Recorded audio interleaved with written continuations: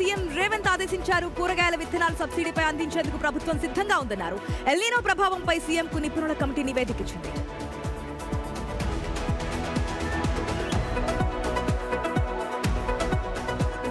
దేశంలోనే నిర్మించిన water craft కు ఐఎన్ఎస్ మచిలీపట్నం అని పేరు పెట్టారు. దీనిపై AP deputy CM Pawan Kalyan X లో స్పందించారు.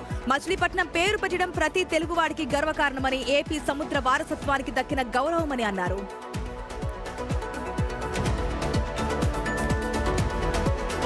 విద్యార్థుల భవిష్యత్తుతో ఆడుకోవడానికి లోకేష్ కు విద్యాశాఖ ఇచ్చారా అని ప్రశ్నించారు వైసీపీ నేత కాకాని గోవర్ధన్ రెడ్డి. డిఎస్సీలో అంతా సక్రమమే అయితే సిబిఐ విచారణ అంటే ఎందుకు ఉలిక్కి పడుతున్నారని మాజీ మంత్రి అన్నారు.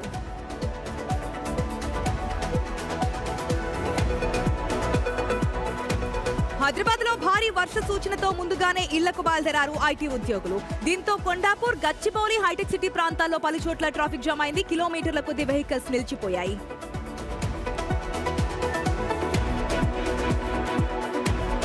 పల్నాడు జిల్లా దాచేపల్లిలో గోల్డ్ మర్చెంట్ స్వామి ఇల్లే టార్గెట్ గా దొంగలు రెచ్చిపోయారు. 60 లక్షల విలువైన 50 గ్రాముల ప్యూర్ గోల్డ్ సహా వాల్యుబుల్ ప్రాపర్టీని ఊట్ చేశారు. పోలీసులు కేసు ఫైల్ చేసి గ్యాంగ్ వేటలో నిమగ్నమయ్యారు.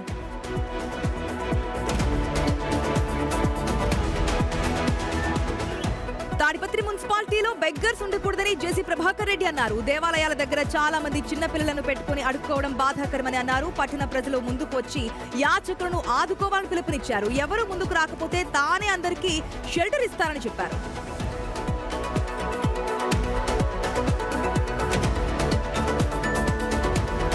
హైదరాబాద్ అత్తాపూర్లోని ఫుడ్ కోర్టులో అధికారులు సడన్ గా రైడ్స్ చేశారు. ఫుడ్ సేఫ్టీ లైసెన్స్ లేకుండానే బిజినెస్ చేస్తున్నట్లు గుర్తించారు. 3000 పానీపూరీలు, 4 కిలోల సమోసాలు, 2 కిలోల వాడిన వంట నూనెను స్వాధీనం చేసుకున్నారు అధికారులు.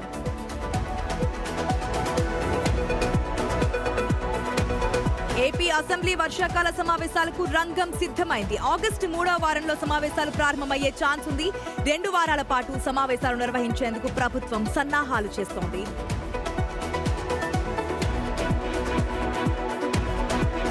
కరీంనగర్ జిల్లాలో మిడ్ డే మీల్స్ స్కీమ్ లో కోడిగుడ్లు పట్టడం నిర్వాహకులకు పెను భారంగా మారింది.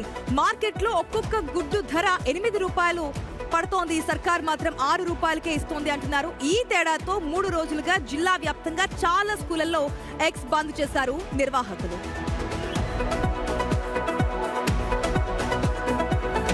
మంచిర్యాల జిల్లా చెన్నూరులోని గాలికుంట చెరువులో వరద నీటికి ఎదురెదుతూ వచ్చిన చేపలు స్థానికుల్ని కనువిందు చేశాయి. చేతికి చిక్కిన చేపలను వలలు లేకుండానే పట్టుకుంటూ చిన్నారులు, కాలనీవాసులు పండుగ చేసుకున్నారు.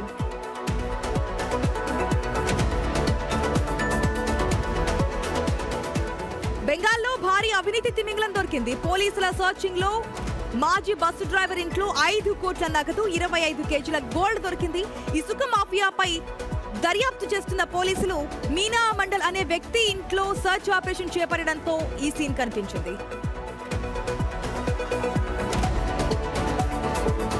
యూత్ అండ్ గవర్నమెంట్ మధ్య స్ట్రాంగ్ ట్రస్ట్ ఉంటేనే వండర్ఫుల్ నేషన్ బిల్డ్ అవుతుందన్నారు సోనం వాంగ్చుక్. పార్లమెంట్ లో తీసుకొచ్చిన పబ్లిక్ ఎగ్జామినేషన్ సవరణ బిల్లును స్వాగతించారు. ఎంటైర్ ఎడ్యుకేషన్ సిస్టమ్ లోనే బిగ్ చేంజ్ తెచ్చే గేమ్ చేంజర్ ఈ బిల్లు అని స్పష్టం చేశారు వాంగ్చుక్.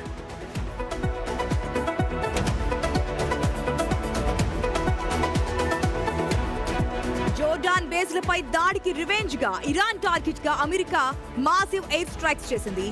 కెష్న్ ఐలాండ్, అదేవిధంగా బూషెహర్ అణు కేంద్రంపై హెవీ మిసైల్స్ తో ట్రంప్ ఫోర్సెస్ విరుచుకుపడడంతో ఇరాన్ దద్దరిల్లిపోయింది.